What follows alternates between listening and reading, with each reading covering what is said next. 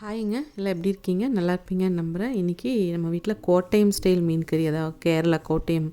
அது ஒரு ஃப்ரெண்டு இந்த மாதிரி செய்வாங்க. ரொம்ப ஈஸியாக சீக்கிரம் செஞ்சுருவாங்க. அது என்னோடய ஸ்டைலில் அவங்க பண்ணுறது எல்லாமே அப்படியே தான். அந்த மேரினேட் பண்ணி வைக்கிறது மட்டும் இஞ்சி பூண்டு பேஸ்ட்டு, கொஞ்சம் மிளகாத்தூள், உப்பு போட்டு நான் கொஞ்சம் மேரினேட் பண்ணி வச்சுருக்கேன். அது தனியாக எடுத்துக்கிறேன். இன்றைக்கி நான் ஜிலேபி மீன் தான் எடுத்திருக்கேன். நீங்கள் எந்த மீனில் வேணாலும் இது செய்யலாம். சூப்பராக இருக்கும். ரொம்ப சிம்பிளுங்க. பார்த்திங்கன்னா அந்த மீன் சாறு மாதிரி இருக்கும். ரொம்ப தண்ணி மாதிரி இருக்கிறத சாறுன்னு சொல்லுவோம்ல, அது மாதிரி இருக்கும். அதுக்கு நான் எப்பவும் போல் மீன் குழம்புனாலே மண் சட்டி எடுத்தாச்சு. சின்ன வெங்காயம் வந்து அவங்க கட் பண்ணி போடுவாங்க ஒரு ரவுண்டாக. நம்ம வந்து என்ன பண்ணலான்னா முழுசாக போட்டுக்கலாம்.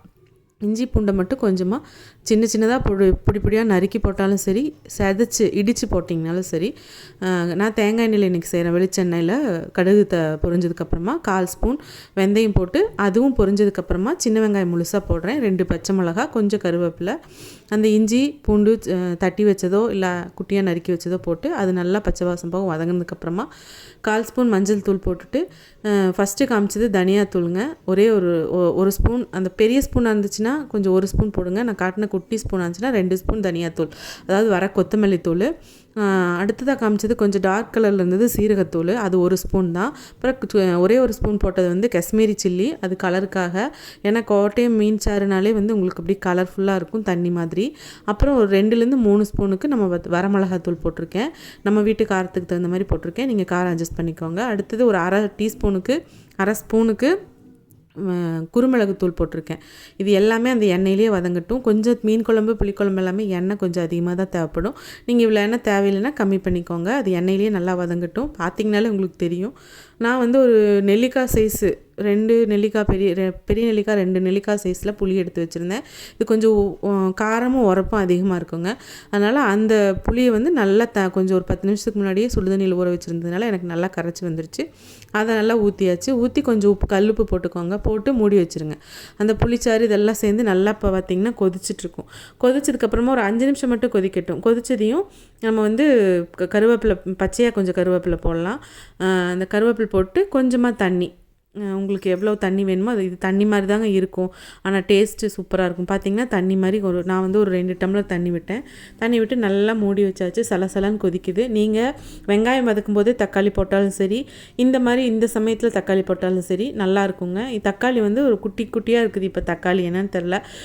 அந்த தக்காளியில் ஒரு 2 தக்காளி நான் அரிஞ்சு போட்டிருக்கேன். அதுவும் நல்லா வேகறதுக்காக நான் விட்டுருக்கேன். நல்லா வெந்துருச்சு. கலர் வந்திருக்குது, பார்த்திங்கனாலே தெரியும். இன்னும் அந்த தக்காளி வெந்தது தான் நான் எடுத்து காமிச்சிருப்பேன். நல்லா வெந்துருச்சு. இந்த சமயத்தில் வேணால் உங்களுக்கு உப்பு பார்த்துக்குங்க. நம்ம ஆல்ரெடி வந்து மீனில் பரட்டும் போது நான் வந்து மேரினேட் பண்ணும்போதும் போட்டிருக்கேன். பார்த்துட்டு போட்டுக்கோங்க. இப்போ நான் தலை பீஸும் வால் ஒரு 2-3 பீஸ் மட்டும்தான் வந்து அந்த உடம்பு பீஸில் போடுறேன் ஜிலேபி மீனில். இது உங்கள் ஊரில் என்ன சொல்லுவாங்க இந்த மீனுக்குன்னு தெரியல. ஆனால் நம்ம ஊரில் வந்து ஜிலேபி மீன்னு சொல்லுவாங்க. டேஸ்ட் முள் இருக்கும் தான், ஆனால் கட்லா மாதிரியே ரொம்ப டேஸ்ட்டாக இருக்குங்க. எனக்கு பிடிக்கும். செஞ்சு பாருங்கள். கொஞ்சமாக போட்டிருக்குறோம். இது அப்படியே வைக்கிறது தான். இது அங்கங்கே பார்த்து வச்சுக்கிட்டிங்கன்னா சரி. செட் பண்ணுறது வந்து, ஏன்னா மீன் வந்து நம்ம கரண்டி அதிகமாக போடக்கூடாது, உடையும். இப்போ அதுக்கு தகுந்த மாதிரி இந்த தோசை திருப்பி சட்டுகோன்னு சொல்லுவோம்ல, அது மாதிரி வச்சுக்கிட்டோ இல்லை லேசான ஸ்பூன் வச்சுக்கிட்டோ லைட்டாக அந்த கீழே அமுத்தி விட்டிங்கன்னா போதும். அப்புறம் ஒரு மூடி போட்டுருங்க. மூடி போட்டு ஒரு 5 நிமிஷம் மட்டும், 5லேருந்து ஒரு 8 நிமிஷமே போதுங்க இந்த மீன் வேகிறதுக்கு. ரொம்ப வேக விட வேண்டாம். மண் சட்டியில் வைக்கும்போது அந்த மீன் அந்த மண் சட்டியிலோட சூடு இருந்துக்கிட்டே இருக்கிறனால அதுலேயும் கூட வெந்துக்கும்.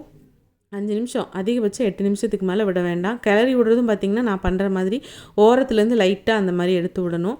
அது மட்டும் போதும். லைட்டாக பார்த்திங்கன்னா சலசலன்னு நல்லா கொதிச்சாச்சு. எண்ணெயும் லைட்டாக பிரிய ஆரம்பிச்சிருக்கும். உங்களுக்கு இப்போ வந்து மீன் வெந்தாச்சு.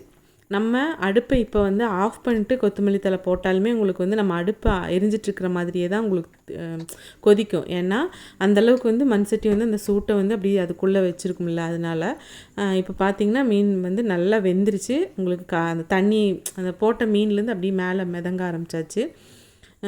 ரொம்ப டேஸ்ட்டாக இருக்குங்க இந்த குழம்பு. இப்போ வந்து நம்ம தேவையான அளவுக்கு மலைச்சாரல் மாதிரி மல்லித்தலை தூவிடலாம்.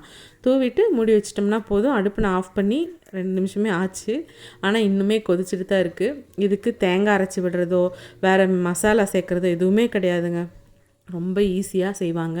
டக்குன்னு வாங்கிட்டு வந்து இந்த மத்தி மீன்லாம் அதுங்க அடிக்கடி கேரளாவில் கிடைக்கும்ல, அவங்க அந்த மாதிரி தான் செய்வாங்க. ரொம்ப டேஸ்ட்டாக இருக்கும். செஞ்சு பாருங்கள். எப்படி இருந்துச்சுன்னு எனக்கு கமெண்ட் பண்ணுங்கள். நம்ம சேனலை சப்ஸ்கிரைப் பண்ணி பெல் ஐக்கானை கிளிக் பண்ணிட்டு பாருங்கள். நான் போடுற வீடியோ உடனுக்குடன் உங்களுக்கு தெரிய வரும். அதே மாதிரி நாளைக்கு வேறு இதை விட நல்ல ரெசிபியோடு உங்களை மீட் பண்ணுறேன். உங்கள் சப்போர்ட் எனக்கு எப்போவுமே முக்கியங்க. லொடன்னு பேசலை நான். Thanks for வாட்சிங்க. டாட்டா. செஞ்சு பாருங்கள், சூப்பராக இருக்கும்.